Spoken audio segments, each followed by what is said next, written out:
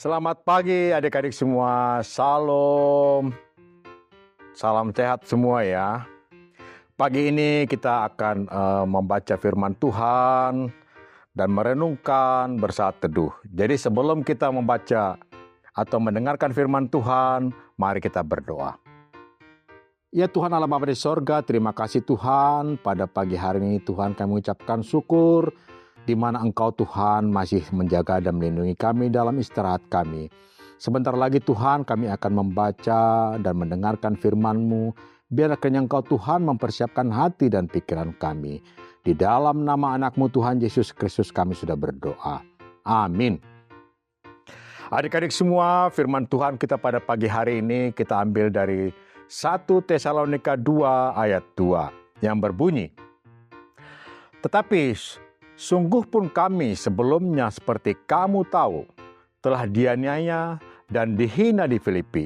Namun dengan pertolongan Allah kita, kami beroleh keberanian untuk memberitakan Injil Allah kepada kamu dalam perjuangan yang berat." Jadi hal ini sebelum Paulus ke Tesalonika, dia banyak mengalami penderitaan di Filipi. Nah, di sini walaupun Paulus diperlakukan seperti itu atau dianiaya dan dihina, Paulus tidak putus asa dan berhenti untuk melayani Tuhan. Justru sebaliknya, dia semakin giat dan rohnya tetap berkobar-kobar bagi Tuhan. Karena pemberitaan Injil inilah aku menderita, malah dibelenggu seperti seorang penjahat.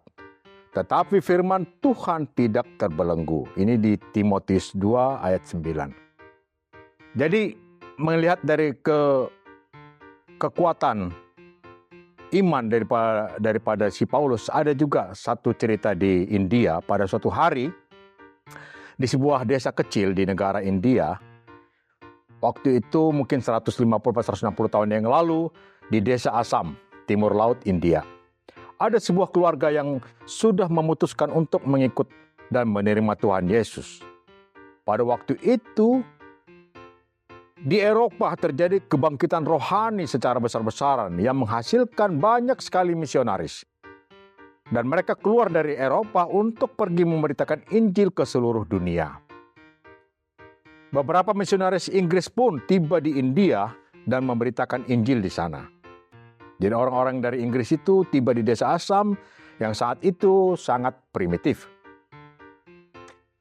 Tentu saja kehadiran mereka sangat tidak disenangi oleh warga, kemudian oleh ketua suku di Assam itu tadi.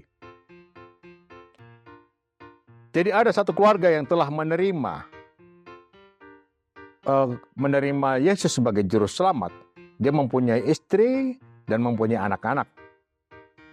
Mereka sudah memutuskan untuk menerima Yesus Kristus sebagai Tuhan dan Juru Selamat. Tidak sampai di situ, keluarga yang pertama menerima Tuhan Yesus ini berdampak pula pada keluarga-keluarga yang lain. Dia mendengar akan hal ini, kepala suku Assam menjadi marah dan memerintahkan semua warga berkumpul, lalu dia memanggil keluarga pertama yang menyatakan iman dan kepercayaan kepada Yesus Kristus untuk diadili di tengah-tengah warga desa itu.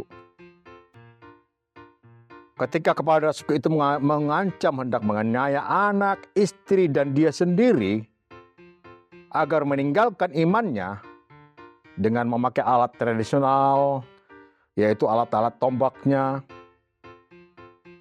ia menyebutkan kalimat dari sebuah lagu sebelumnya yang sudah diciptakannya waktu menerima Yesus sebagai juru selamatnya.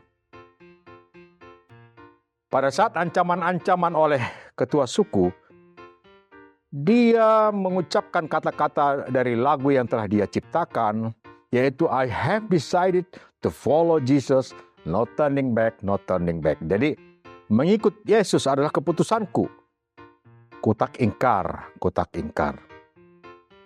Mendengar kalimat ini, kepala suku itu menjadi sangat murka dan menganiaya mereka satu persatu, anaknya, istrinya, dan dia sendiri, kepala keluarganya itu. Tetapi bukan dia menyerah, tapi si Nokseng nama ayahnya mengucapkan, walau sendiri ku ikut Yesus, kutak ingkar, kutak ingkar. Nah, Jadi disinilah kekuatan iman si Nokseng tadi, kepala keluarga tadi, lalu kepala suku menjadi semakin marah dan menganiaya semua bapaknya, istrinya, maupun anak-anaknya. Tetapi dengan mantap, Nokseng tetap berucap, "The cross before me, the world behind me." Dunia di belakang saya dan salib di belakang saya. Kutak ingkar dan kutak ingkar. Inilah kata-kata si Nokseng membuat kepala suku tadi makin marah dan membunuh semua keluarga itu. Jadi kematian Nokseng berdampak besar sebagai jalan masuknya Injil diterima dan menjadi berkembang secara pesat di daerah itu. Beberapa waktu kemudian kepala suku itu penasaran kenapa si Nokseng tadi begitu kokohnya dan percaya kepada Yesus Kristus. Tidak mungkin ada orang yang mati jika bukan karena kekuatan supranatural yang mempengaruhinya. Dan secara penasaran, si ketua suku tadi membaca Injil dan dia menjadi percaya. Lalu kepada suku itu ia memanggil seluruh warganya untuk berkumpul dan menyatakan imannya kepada Yesus Kristus di hadapan seluruh rakyatnya. Mulai saat itu kekristenan menjadi berkembang pesat di daerah itu sampai saat ini. Kesaksian dari lagu ini mengingatkan setiap orang percaya bahwa mengikut Yesus bukan hal yang mudah. Satu benih yang mati menghidupkan jutaan benih lainnya. Itu ada di Yohanes 12 ayat 24.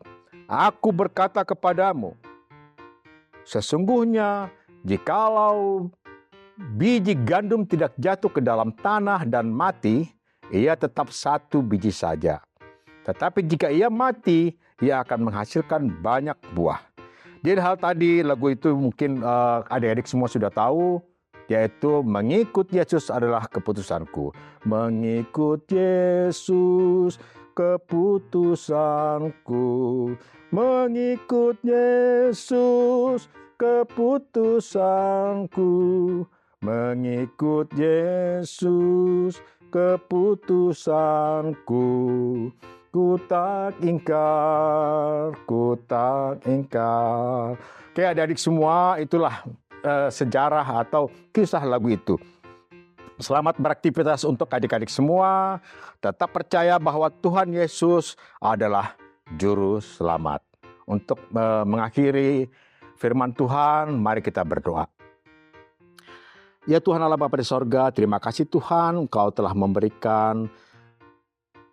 menambahkan iman kepercayaan kami ya Tuhan.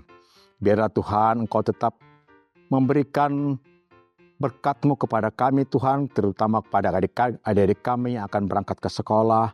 Berkati mereka dalam pendidikan mereka Tuhan, berkati mereka di perjalanan untuk menuju ke sekolah mereka masing-masing. Terima kasih Tuhan, di dalam nama anak-Mu Tuhan Yesus Kristus kami sudah berdoa. Amin. GKPS TV